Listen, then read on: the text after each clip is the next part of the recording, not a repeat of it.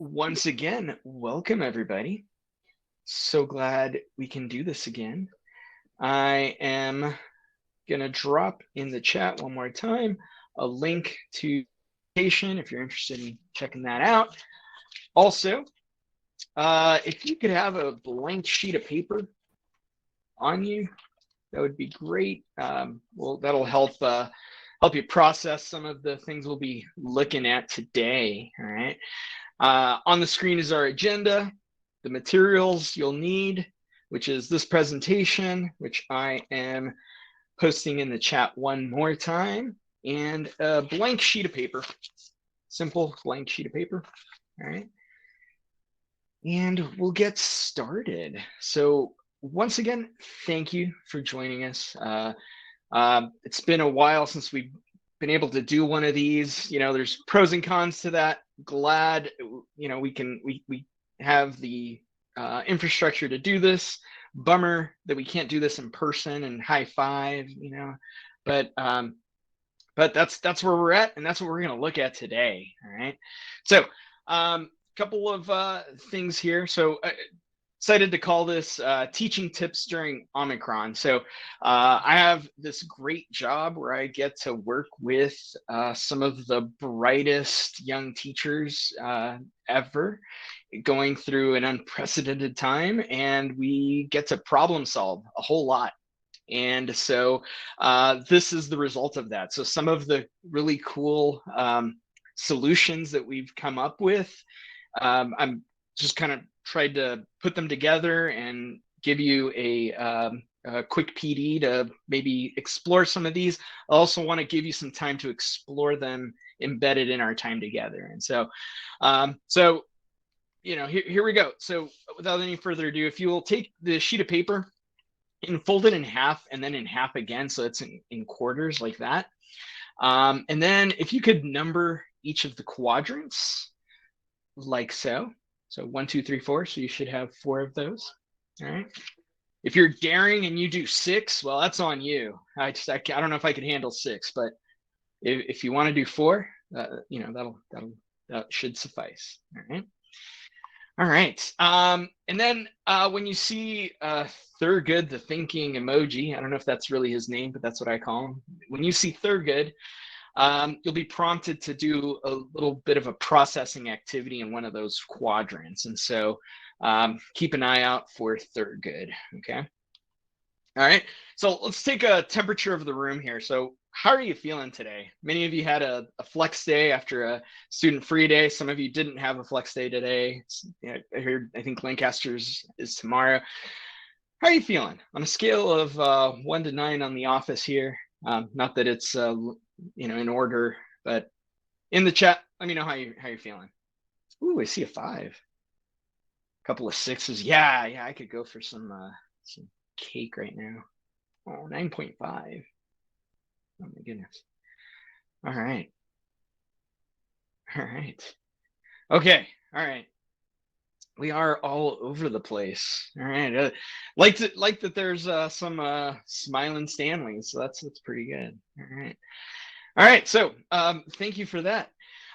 Just a recap of where we are, and I don't know if this is how you were feeling leading into this year. So last year, whoa, we got rid of that, and we went into summer. We got our shots, still wearing masks.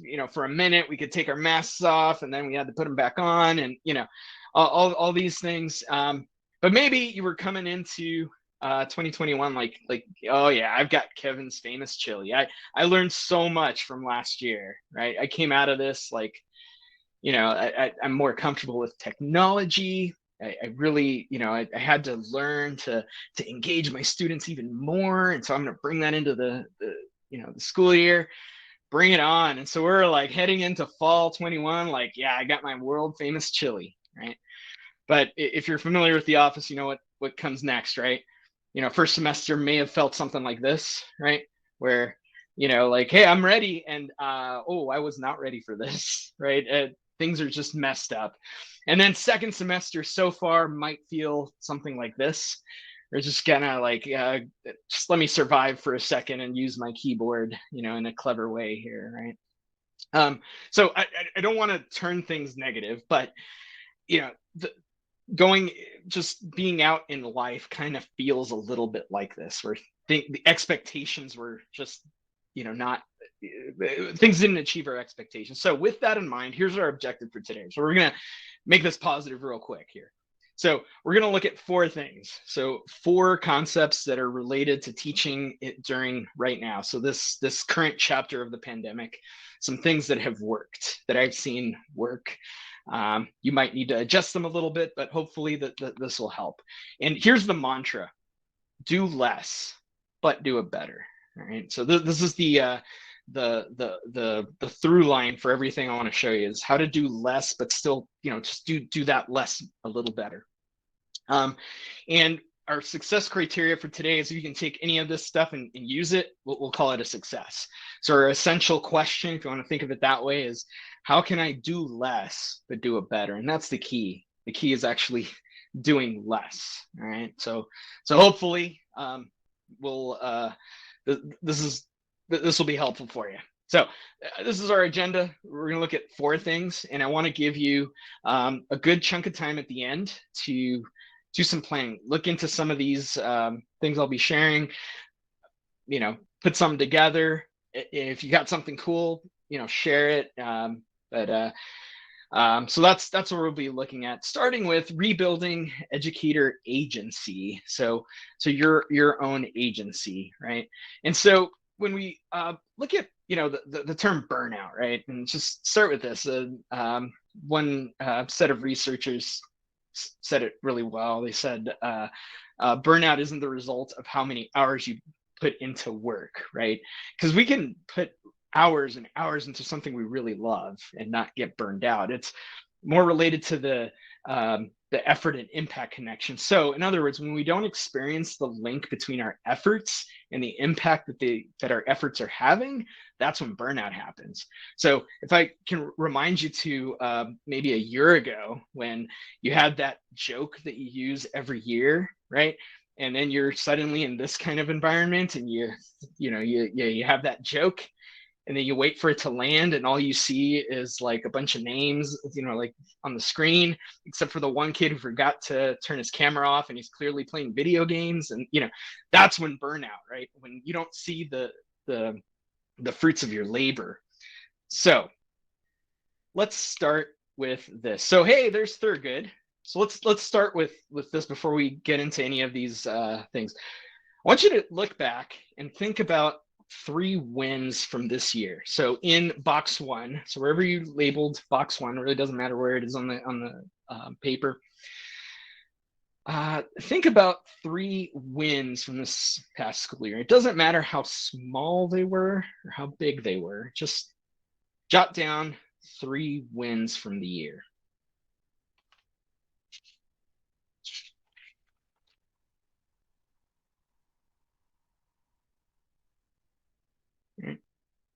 If you feel comfortable, you can share one in the chat, but this is for you. It's personal. It's for you. Here's why this is actually important. One researcher had said this, asking yourself why you wanted to achieve a goal in the first place. So think back to your why. Why are you doing this? There's 3 wins there. That's why you're doing this. Even if they're small wins, they're still wins, right? So let's, it's good to remind ourselves of those things. And so there's a link to an article there during our independent work time at the end. You can take a look at that if you want, if that's something you want to focus on. I think she's a consultant for businesses, so this has nothing to do with education, but her advice that she gives is pretty good on focusing on the wins that you've had. So that'll be there. So now let's look at how we can do less, but do it better. So we're going to look at 4 strategies to rebuild agency, right? So what we mean by agency, or what I mean by agency, is our ability to engage in an effort to reach a goal, right? So in other words, the motivation. So let's take a look at some of those. The first one This is kind of bold. Eliminate homework. Just get rid of it. Or at least significantly reduce it if you can't really get to it. Now, all of the stuff I'm going to be giving you, I didn't come up with. The bulk of it came from Conscious Teaching, and I'll give you a link to their information and what they're doing here. But yeah, so get rid of homework completely. And if you're like, whoa, David, this is not what I signed up for. I don't know about this. And thanks for the support there in the chat on this. But think of it this way: if you're not willing to, if you're like, I don't know, this doesn't feel right. Think of it as an experiment. All right. And if you went through our induction program, or those of you who are familiar with our teacher induction program, this is what we encourage our teachers to do, to try some experiments, see if it worked. What better year to just try something new? And even if it's crazy, like just get rid of homework, right? And then see how it turns out. Now, if you need some research, something academic to help you get there, you can read this article. I'll link to it on or it's actually in the presentation. If you click on that image, it'll take you there. They also share some ideas on how to implement a reduced or no homework policy. So if you don't know where to start, they'll give you some ideas there. All right, so that's one. Let's look at the next idea here, is to cut your content. So, in normal years, we'll call it normal years, you might get through these like 10 things. Let's start eliminating some of that, and like, whoa, wait, let's get rid of half of it. Right now you're like, wait a minute, you're talking crazy talk here, David, right? I'm probably going to get sent to the principal's office for saying this, but hear me out. So here's one idea, one way to kind of figure out what 5 things, you're going to get rid of, or whatever number that might be, is to have lateral conversations. So if you teach English 10, or, go and talk to the English 11 teacher and ask them, what do you, if I had to just choose like 2 or 3 things that you want that, these 10th graders to know, like what would those be? Like what's, try to get a small number. Or if you're teaching Algebra 1, go ask the geometry teacher, etc., right? The teacher above you, or not above you, but beyond your level, right? Same thing with whoever is feeding students to you, right? Go and talk to them and maybe say, hey, it would be great if students knew these like 3 things. Or whatever number you choose. You're the professional, your content better. So, all right, there's that, and then you might be like, wait, the kids have already lost learning, or they've already started way behind. Then, well, let's just take a step back here, and nothing has been lost. It's just not there yet. And what brain research has told us, and we learned a little bit of this if you joined us for our book study this past summer. The faster you go and the more you try to cover, the less students actually learn. So if you're trying to stuff a lot of things into a brain and try to do it really quick, it's not likely to stick anyway.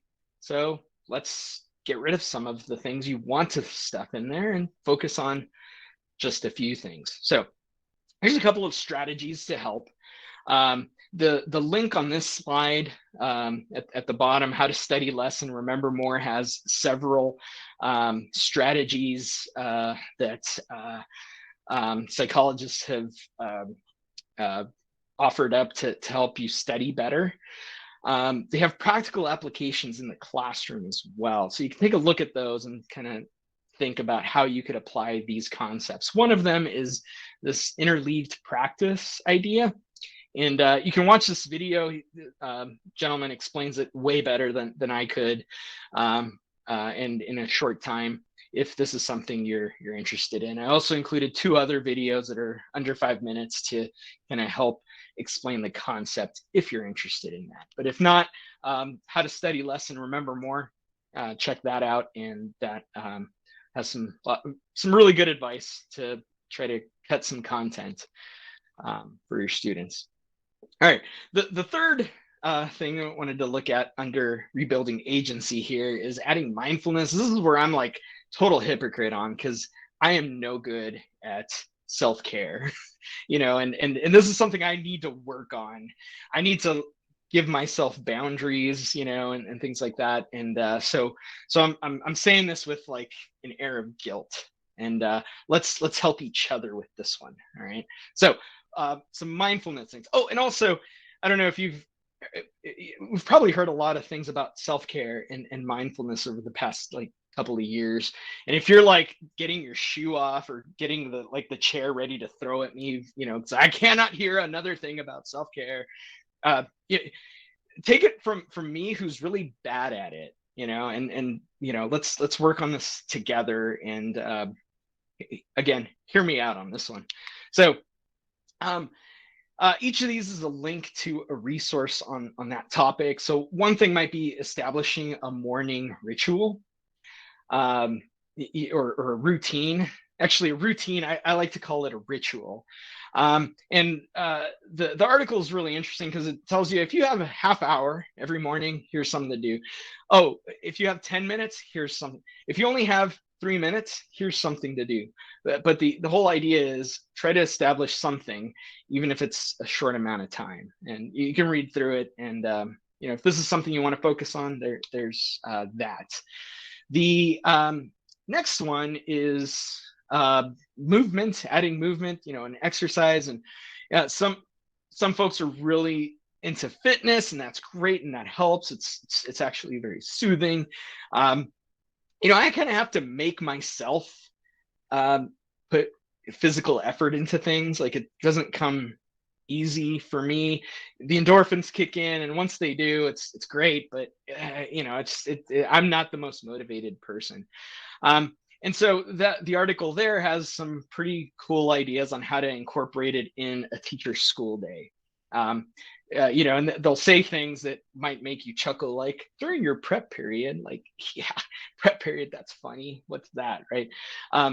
But think of like maybe between periods, maybe during break or lunch, or if you have a moment. The way that I always have applied this, and you know, just a quick story here. I had this really squirrely bunch of second period 10th graders one year.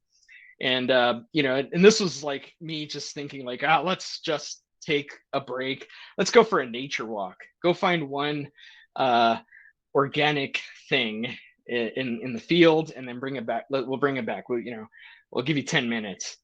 Oh man, it was so great because I got to walk, they got to walk, they grabbed leaves, and you know, I was like, oh no, don't touch the syringes on the floor, you know, grab a rock instead or whatever. But you know, they brought back all kinds of junk, and then we were like, oh, hey, let's describe it, you know, and you know, it worked it into the lesson. But what the realization to me was like, there's something about getting up and just moving and getting the blood flowing that is kind of soothing, both for me and for the students. So anyway, some other ideas that are in there you'll be able to check out.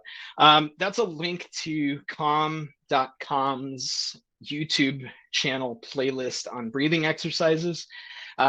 Like I would so love to be able to lead you through a breathing exercise. I know Ben's done it before. He's really good at it. I am not. I kind of get more stressed if I have to, you know, tell others how to breathe. So let an expert on a video do it for you. And so if I was in the classroom, I think I would probably use the video to help. And also for me, just because I'm like, my mind's always go like, oh, I gotta go do the next thing, and then I gotta go do this next thing after that. So it's nice to stop and do a 30-second, you know, hey video, show me how to breathe. So there's that.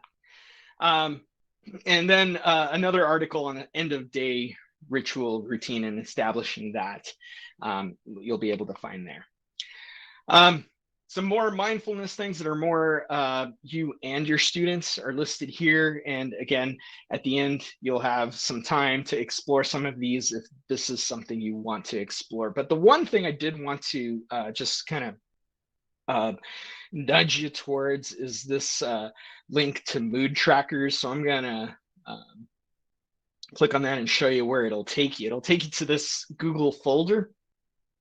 And there's something great about tracking your mood and finding patterns. So I'm going to open up this first one. I'm going to show you only two of them really quick, but there's this thing. I would challenge you to try this for 1 week, maybe. And you can make a copy of this, and you can change these to, however you're feeling in the morning and the evening, and then write some kind of something that you're grateful for. There is also one that's mood and health, and this is actually the one I wanted to click on, and I didn't. But this might help you find some patterns, right? So anyway, there's that one. And then if you'd rather do this, not on a computer, which I totally get, the last link there, or the last document there, has this like cool page. 3 things you want to track, maybe a good habit you want to try to implement, or a bad habit you want to get rid of, and you can write them in those blanks, assign it a color, and longer, whatever you can afford. Try this for 1 week, and then color in the area to track whatever it is you're tracking. I found it very soothing, and I'm somebody who's not into like touchy-feely things like this, and not to put it down. A year ago, I would have put this down, but I'm so into it now. I love tracking things along a week. So anyway, so there's that, and if you're interested in that, you can go and explore that a little more.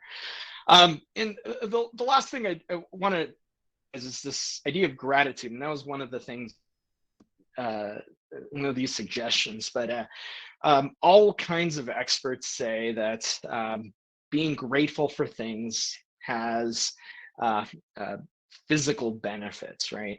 So let's go with that. And here's Thurgood the emoji again. I want you to go to box 2. And in box 2, I'd like you to write down 3 people, things, items, situations, whatever it might be. So 3 things that you're thankful for, whether they're people, things, anything. All right. So take a moment in box 2, write down 3 things you're grateful for.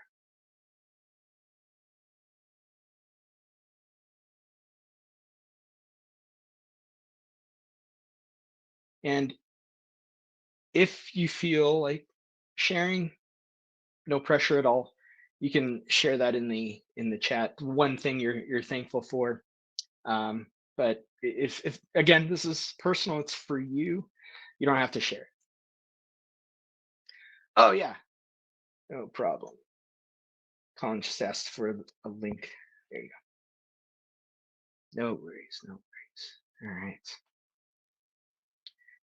While you're writing down what you're thankful for, by the way, this is like a great thing. If you want to incorporate one of these habit things, like or into your morning routine, this is a great way to start the morning, just thinking about what you're grateful for. And that kind of helps center your why, to like why you're doing things, right? You're doing things for you, typically for what you're grateful for. And so it's a great reminder daily. If you want ways to help you think about gratitude, there are some articles there to help you. The one from kidshealth.org is specifically written for teenagers if you want to do that with your students. And thank you, everybody who's sharing stuff in the chat. That's thank you for opening up. All right.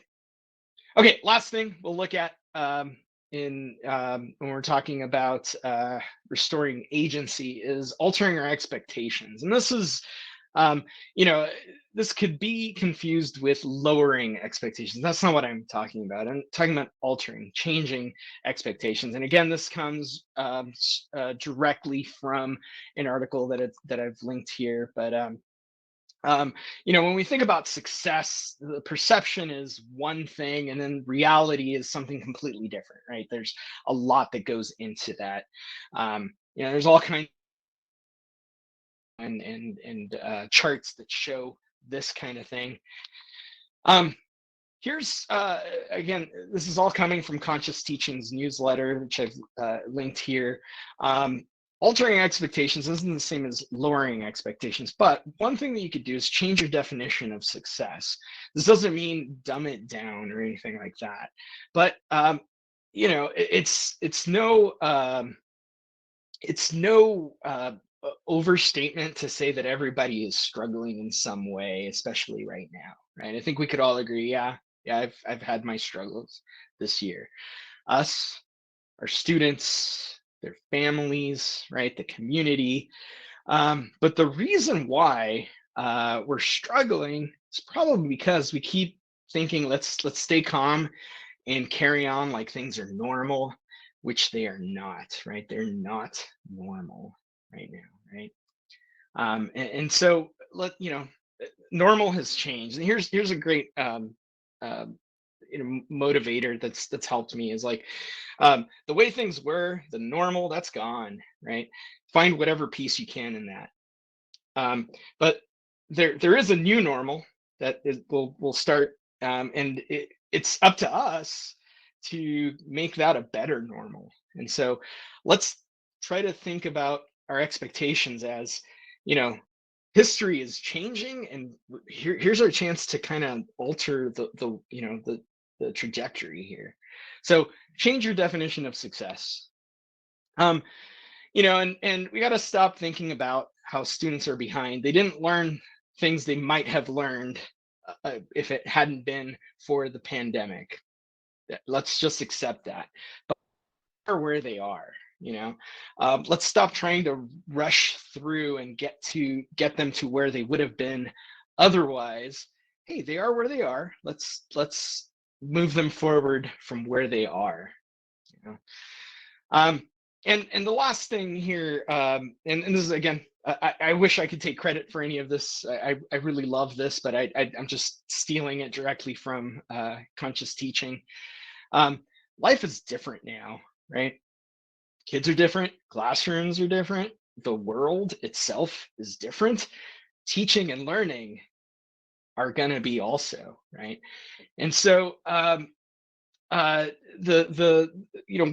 to do with this now, right? So because things are different, things don't necessarily have to be the way they were in 2019, right? We can change things up and alter the course of history. And all of you are in a position to do that. Like, it gives me goosebumps, and it sounds really cheesy, but you literally are in a position where you can affect the future of our community, right? And the larger community too. So let's go through some of these things. So again, if you want to read through this really great article, it's I've linked it there. So now let's reflect on some of this. So let's go to box 3. We've covered these 4 ways to rebuild agency, right? In box 3, take 2 minutes, and this one I want to give you a full 2 minutes to think about to think about and brainstorm which of these you'd like to plan for during our planning time. So I'm going to give you some time at the end. Pick one of these and kind of loosely commit to that one. We'll be going over some other things you might want to focus on instead, but from these, what's one thing you'd like to focus on, and brainstorm how you'd like to focus on this. All right. So thank you for indulging me in that. Let's move on to some practical things. So, hands-on things here. Last statement here that things are gonna change. Things have changed. The world has changed. Education has changed.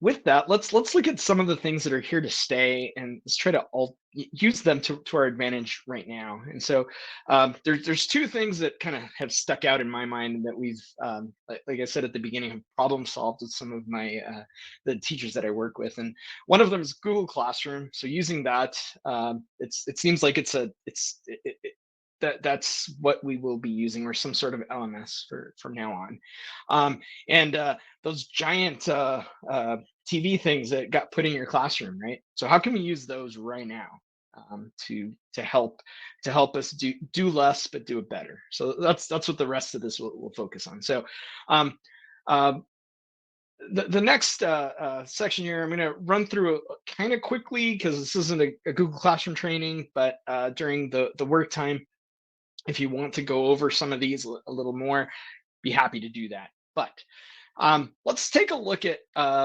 refining our use of Google Classroom, or whatever LMS you're using. But since Google Classroom is the one that most of us are using, I'm going to focus on that one a little bit more.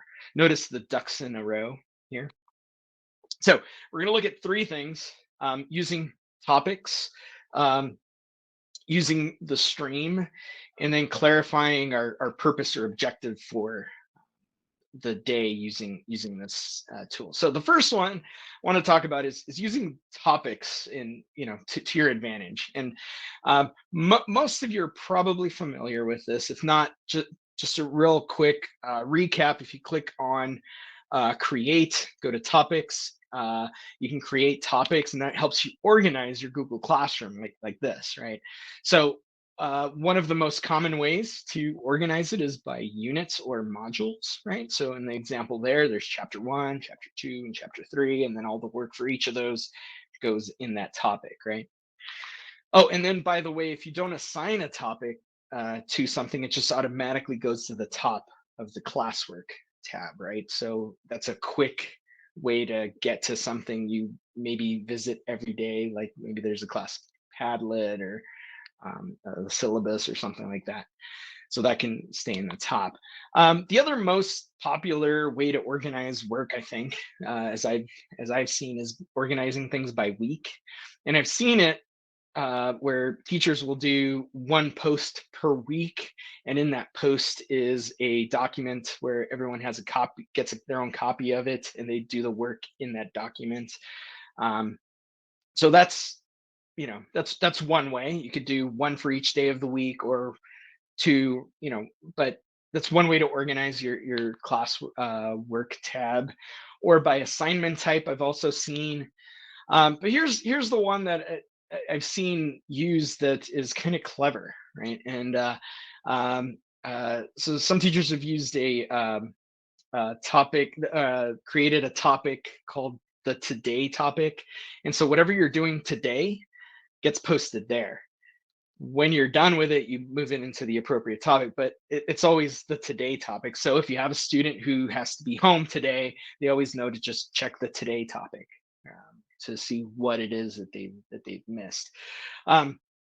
So having a today topic and a past assignments topic, and that's what I'll show you. But first, let's take a look at how to do the today topic, right? You might have the directions, or you might have the objective for the day posted, and then make a copy for every student, right? And then you just assign that. The other thing is this idea of past assignments. So if you haven't been creating topics, and now we're into second semester, and you're like, I've got like hundreds of posts now. What do I do with that? I have to make a topic and categorize each of these? No, just create a past assignments topic and throw everything in there. Might take you a half hour, but you'll have a half hour today to work on that if you'd like, right? Throw all the old stuff there and just start anew.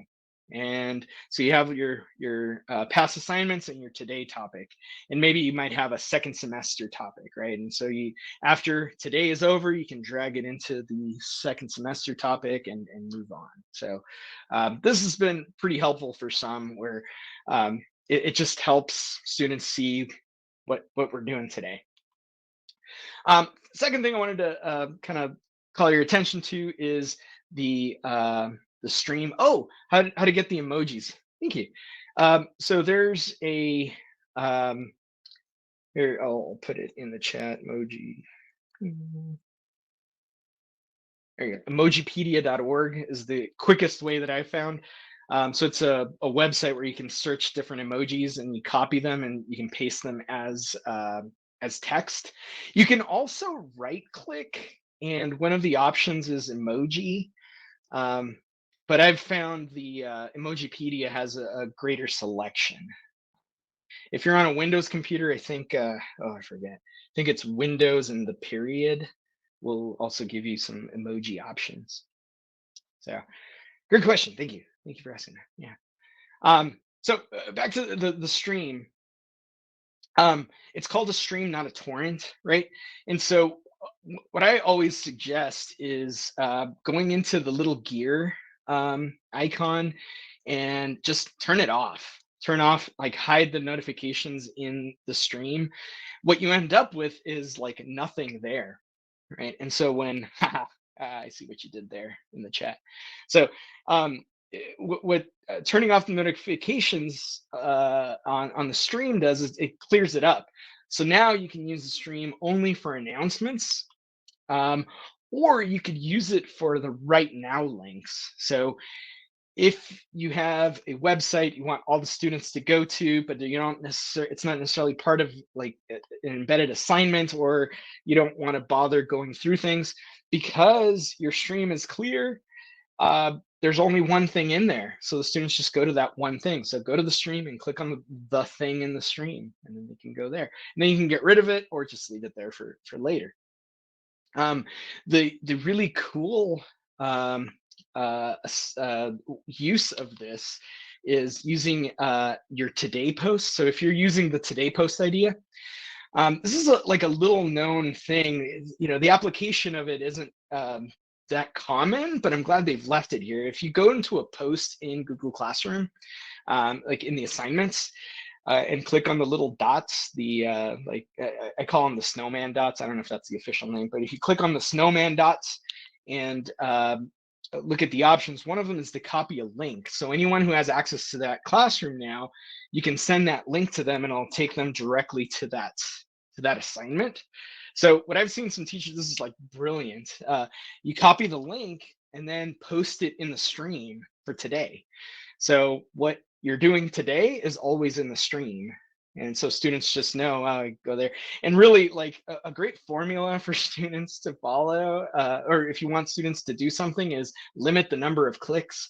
The less number of clicks, the higher the probability that they'll actually, like do it. So when I saw this, I was like, oh, yeah, this is a great idea. So use the stream for the today post. All right. Okay. Oh yeah. So when you're creating the assignment in the stream, you can just hit the announcement and click on the little link there, and then hit paste, and there is your link to the today post. And then this idea of clarifying your objective. Remember, do less, but do it better. With that in mind, if we can, like clarify what we want the students to do today for just today, it'll help eliminate any of the superfluous things. So if you can fit your like what you want students to do into one of these, I'm going to give you 3 different ones, but if you can fit into this, then it's probably good. If it's extra to any of this, then maybe it's not worth doing. So if you're at Eastside High School, and I think Lancaster High School also, they kind of use this. You're probably familiar with this format. So basically you ask, what are we doing? Why are we doing? How do you know if we got it right? What research has done has shown Hattie's visible learning, I think that's where this came from, will show that if students can answer those 3 questions, the amount that they learn doubles and sometimes triples over time. So if any given day they can answer those 3 questions, what the research shows is they're more likely to learn, right? So if you're not comfortable with this format, or if it's a little wordy, then here's the SWABAT version of that. So you just fill in those blanks with whatever is appropriate there. Or the one I prefer is this one. It's like the student point of view. So from the student point of view, today I will, so that I can, and I'll know I got it if I can do this thing by the end of class, right? The good thing about that one is I kind of came up with that because students always asked me those three questions, like, what are we doing today? You know, like, it's like, it's right there. So anyway, so there's that. Now the last thing I wanted to look at is the your Promethean board, right?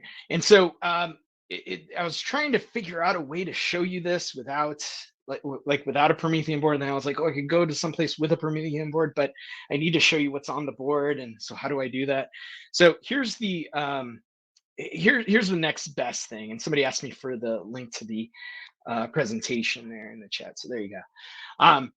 So I recorded a video, and I won't show you the video. If you're interested in this idea, you can watch the video. It's about 6 minutes long, I think, and you can watch it. But let me explain the concept here. And if this is something you might be interested in, there's a video that explains step by step how to do it. So one of the things that some of the teachers that I've worked with have expressed concern is that they've had students absent and then don't get to hear the explanation of the assignment, right? You know, you can write something beautifully and in detail, but there's something about listening or even watching you explain it to the class that's missing, right? And so here's one way to solve that. So and it starts from your calendar. So if you go into your Google Calendar and go to any random Monday and create 6 events, period 1, period 2, period 3, period 4, 5, and 6, right? And name them that. And that's the important thing, is actually naming, coming up with a naming convention, and you'll see why. So you go period 1, period 2, period 3, right? For each of those events, create a Google Meet for the event. So you've got this big TV with a camera attached to it, right? So once you have those events and those Google Meets, you can go onto your Promethean panel, open up Google Meet, kind of like when we did the hybrid thing last year, right? Open up Google Meet, go to period 1 during period 1, hit record, and then minimize the screen. And now you've got, like, you know, this camera that can record your class, right? Now, class is like 59 minutes, you know, something like that. That's a long video, right? But you don't have time probably to be fiddling and stop record, and so just record the whole thing. And then in the video, show you how to use Screencastify. Screencastify to easily, I mean, within seconds and 2 clicks, cut out whatever you don't want. So maybe your students need the instructions for how to do the thing. It's right there. Yeah, exactly. Yeah, Jody sees where I'm going with this. And then you have the video explaining it, and you post it for you know, at the end of class, or post it during first period, and now you have it all day, right? For the rest of your periods. And so the other advantage to that also is, you know, like, wait, you've got like a closed circuit camera, you know, like, that's a kind of a cool way to keep an eye on everybody, right? And maybe even let them know, like, oh, I don't know when this camera is going to turn on, so just, I guess we better behave. Now, obviously you should get consent, but if that helps, there's a step-by-step video that won't take that long to set up, and that's there for you to use if you want to use that. Let's say you we're not going to watch it. Okay. All right. Final thing is some resources on rethinking assessments. And remember, you know, let's think of this 2 things. First, do less but do it better, right? So how can we use assessments to do less but improve how we do that less? And then also, Let's rethink the way we assess students, right? So let's take a look at a couple of ideas here. So uh, last year, we all had to learn how to use a lot of these high tech things, right? So we've got all these at our disposal.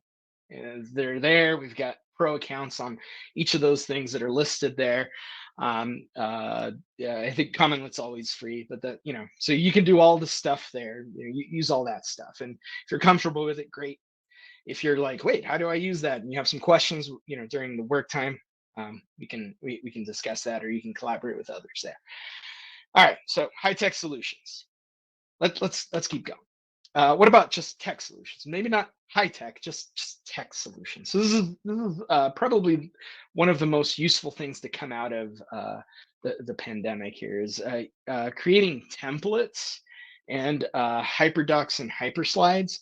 These aren't new, but they started becoming pretty popular. And so the concept here is that you write the directions in the post, and then you create a copy for each student, right? So you might create the worksheet or the thing with the directions and a space for the students to do the work and to respond, and then make a copy for each of them and send it out, right? So it's simple but effective. Then students get a template with their name already in the title, right? So again, nothing new, but pretty effective. And I'm giving you a few examples. So this is one that I found useful, and a lot of teachers I work with had found useful last year, is creating a Google slide with all the content, and then a clear place where students will do the work to show you if they understand, right? So the way I liked to emphasize where that is it's the red box. So if you see a red box, that means you have to do something, right? So there's that. And then I gave you a few templates there that you can use, and you can look at if you are interested, and that's something you want to try to explore and try to use this year in person, right? So there's those. And then this is like super simple, and I thought just such a great idea. And it's the least amount of work you can do to post something on Google Classroom, and that's just attach a blank document or a blank slide to the work. So you create an assignment and create a blank document. You don't have to do anything creative and cute on it, just a blank document. And then you get the little thumbnail, and you can see everybody's progress in real time. So you just open it up and you can see who's started or who hasn't even started yet. Because it starts off blank, and if you see nothing, like my students in this fake classroom, they haven't even started, right? So then you can kind of keep track at a glance.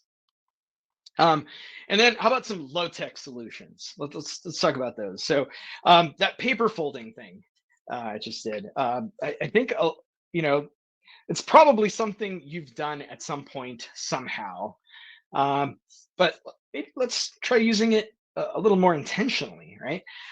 So if we were in person, even you could do this. We're doing it, virtually, and most of you have done it, I think, right? So just have a piece of paper folded in 4 places, and at 4 different moments, you ask students to engage with the content and record it.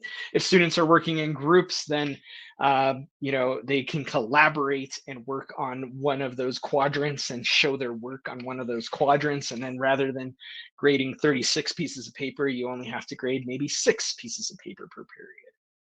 And you still get a good idea of whether or not the students are getting it. The other really cool way that I've seen some teachers do this, and this also another thing that blew my mind here, is so we folded it into quadrants. So we have 4 sections. If you do one more time, go like this, right? Now you have 6 sections.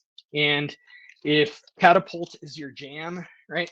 Each section of, there's 6 sections to a catapult lesson plan, beginning with the ARC, the activating relevant knowledge, the anticipatory set, or whatever you want to call it, right?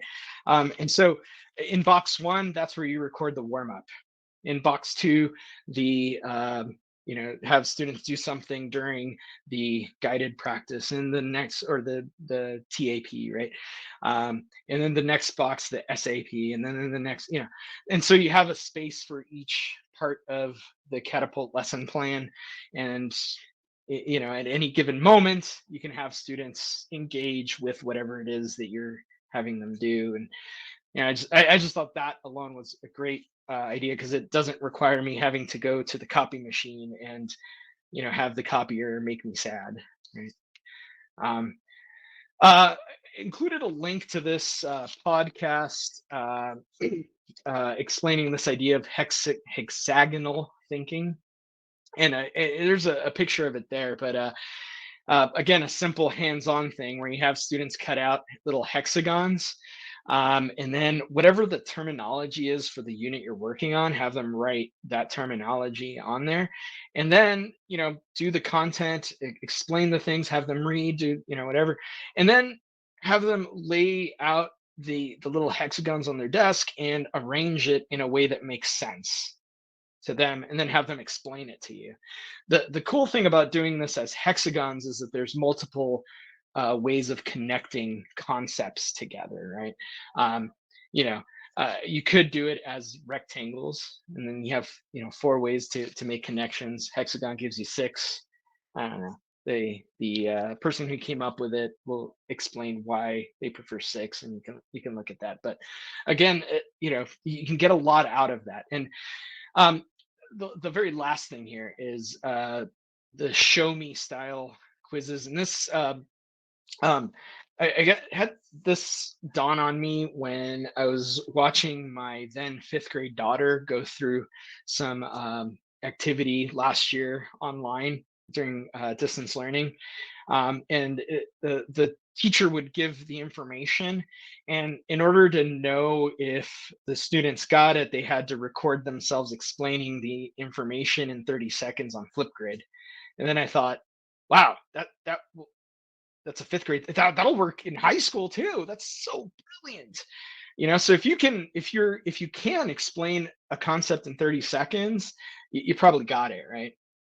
And so the concept of the show me, like show that idea is kind of what I'm pushing here. And so if you click on the demonstrating section, there's this giant document where I tried to compile a bunch of ways for students to show that they know that they've learned something, including that Flipgrid idea, which I really blew my mind. And as I've used it with some of the teachers that I work with, they've found it to be pretty successful. So give that a shot.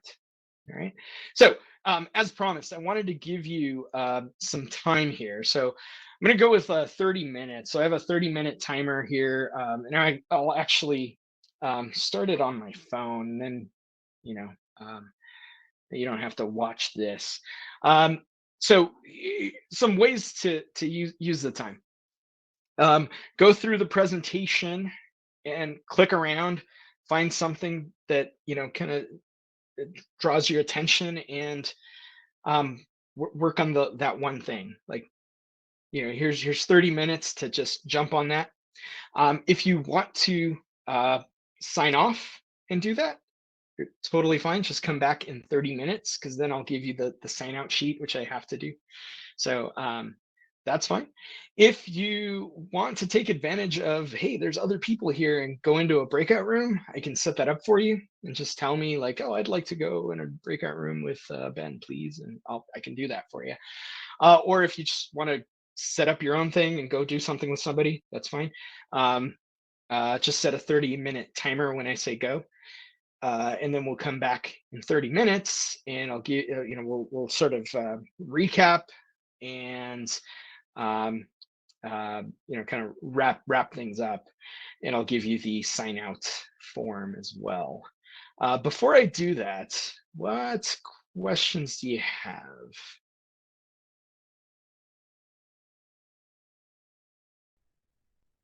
Welcome back.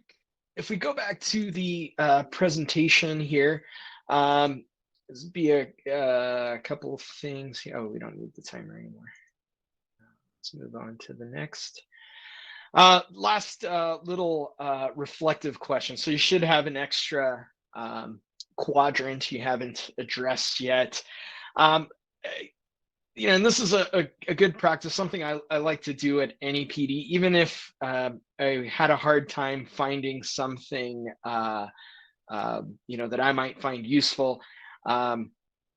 Immediately going back and thinking about, okay, what is one takeaway? It could even be never attend something David does ever again, but whatever it might be, think about like what's one takeaway from the past hour and a half here.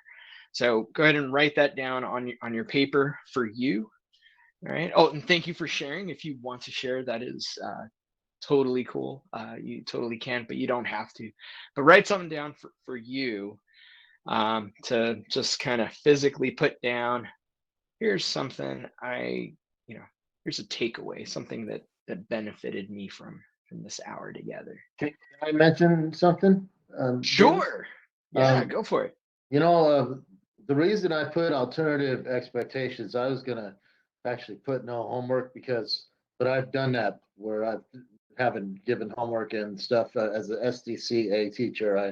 I know better, and it's just better to have the kids work, the content in the class. But I always have a high expectation. I got to remember these are teenagers, and that gets me because I could be a perfectionist and all that stuff. But when you put that in there, the alternative expectation, I'm hard on myself just as much as I am on the kids, and I just realized that, and you made me realize that, and I really appreciate that. So. Oh, thank you. Yeah, no, it's totally true. I think as teachers, like a common characteristic of teachers is that we are hard on ourselves, and that's why we push our students, because we expect so much of them. We expect so much of ourselves too, and lowering expectations is not the same as altering the expectation. So it's more than a semantic difference. So thank you. I appreciate that. All right. Oh, thank you for sharing it. Wow, so many folks are sharing. I appreciate that. Thank you. That's good for my own agency. So you're helping me. So thank you.